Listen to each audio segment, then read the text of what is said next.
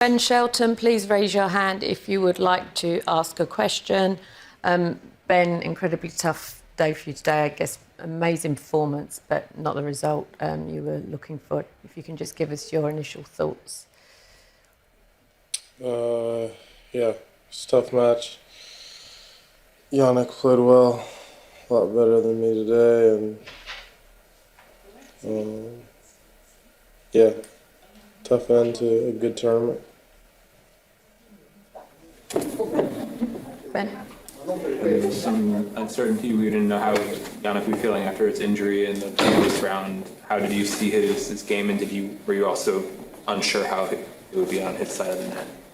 No, I thought he would be fine. You can't go into a match thinking, that the guy's not going to be at 100%, and his ball was coming off pretty big today, so didn't see any difference. Matt? There's only two guys who are beating you in Grand Slams these days. I'm wondering, if you see it that way, and what do you think when you think about it and you view it and you go to the practice court? What are you focused on in terms of trying to close the gap? Yeah, it's frustrating. There's a lot of things, it's two very different players and challenges, and with Sinner, who I've played the most, his ball speed is really high. Never seen anything like it. You don't see anything like it when you're going through the draw. When you play him, it's almost like things are in 2x speed, and I'm usually pretty good at adjusting to that speed, but yeah, it's difficult when a guy's hitting the ball that big, that consistently off of both wings and serving the way he is. So I had the right idea for a lot of the match today. I served a lot better than I did in Australia. Smarter, just went for it. But my first serve percentage dropped in the moments that I needed it, and I probably just played too tentative. It was almost like a lot of the forehands that I was hitting that I needed to go for, that you need to go for against a guy like that. I was kind of spinning them, topping out, like I was playing on a slower hard court or a clay court, and for me, I'm still learning on the grass what works, what's most effective, and I didn't, have a great day today of doing things that were gonna make him uncomfortable. Just follow up on that one thing you said about your first serve percentage dropping in the moments when you needed it. Is that just because these guys put so much pressure on you that in those moments you feel like you gotta make the perfect shot or something, the perfect serve, or what's your sense of that? I don't know, yeah, probably a little bit of it. You feel consistent pressure playing a guy like him who returns as well as him throughout the match, but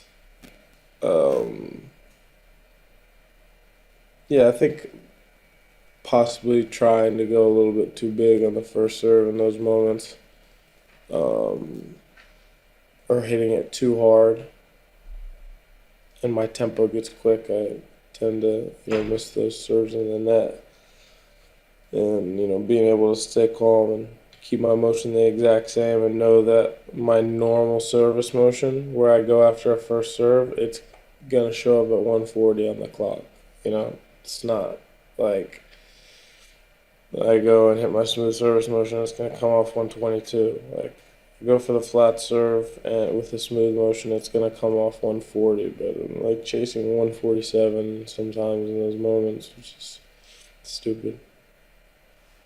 You mentioned after the previous match that it was your return game that you're still working on as well. How did you feel about your overall return game today? Because Sinner was saying that he praised your serve and said when it's 140 in the line, it's basically impossible to return. Yeah, I mean, I think well, I mean, it's not underrated because the stats show, his serving, it's the best on tour, one or two, and it makes things difficult. My returns improved a lot. I'm returning well, um, but it's tough against a guy like that. You get to 30, and every single time that I got to 30, I didn't see another second serve, and I hardly saw two balls after the serve. It was just first serve to a spot, and the forehand was gone, or there was no forehand. So that made it difficult. I put myself in position a few times, and when I did put myself in position, it wasn't really on my racket, to be completely honest. A 15-40. We played 4 points in a row, just too good, and there's a love 30 in the third set that maybe I had one look, but yeah, overall my return game has improved a lot. Just those crucial moments, he outplayed me today. Liam? Ivan, despite the loss, what would you say are the positives that you take from your performances so far this cross-court season? And feeling more comfortable on grass for sure. The way I'm moving, the way I'm returning, hitting the ball from the ground, it's better. It's not where I want to be. But I have 6 weeks to do everything humanly possible to be ready and better at the U.S. Open. It's my favorite tournament of the year, and yeah, gonna go after it for these next however many weeks that I have. Howard? Are there things you can take from the success you had in Paris and the success you had here, both the best you've done at these two events, but completely different services? But are there things that can transfer to the hard courts and the rest of the season for you? Yeah, there's no doubt in my mind I'm going back to my favorite surface now in the U.S. summer, a better player compared to where I was in March. There's no doubt.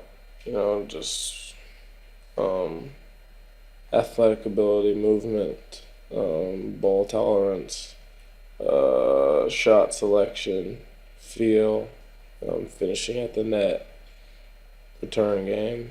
It's like playing on these uncertain surfaces where there are bad bounces or the ball checks off the line, or on clay, yeah, you have a lot more bad bounces. You learn to adjust, and I feel like my game has improved a lot, got a lot better. So fitness is huge in the U.S. summer. That's one of my main focuses before I start in DC. And yeah, I just want to be at my best at the US Open. Lucy? And tough one today. So congrats as well for making it to the quarterfinals. You're only 22 years old and you've made quarterfinals out of every Grand Slam. Does that kind of fill you with confidence going forward in terms of you're the early stages of your career, but you've achieved quite a lot in a significant short time? Well, I haven't made quarters at French, only around a 16 there. But the other three, yeah, it's I know that I can play at the Grand Slams at this point. I know that I have the ability to, be deep in the tournament when it's 3 out of 5 sets. And at this point, it's just, what I do when I get there. Obviously playing against the best guys in the world where everyone's feeling the sharpest. And yeah, there's just things that I have to improve on. So yes, I could sit there and be like, wow, 22 years old and I've been able to do these things and achieve these things, but my mind is, I don't know, critical. I'm a critical thinker. I'm, trying to solve problems. I know that I'm not where I want to be, and that's kind of what I'm focusing on. Obviously, being closer and being in the later stages makes you even more hungry and makes you feel like you can do it and you can break through.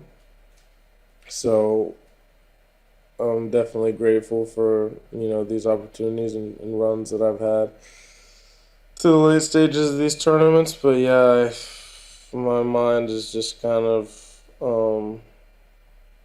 locked in on the work that I have to do. Okay, Willie, did you have a question? No. Okay, we'll take one more from Ben and then. Just sort of following up on that, just emotionally, like what's your degree of satisfaction versus dissatisfaction with these results you've posted this year at the slams?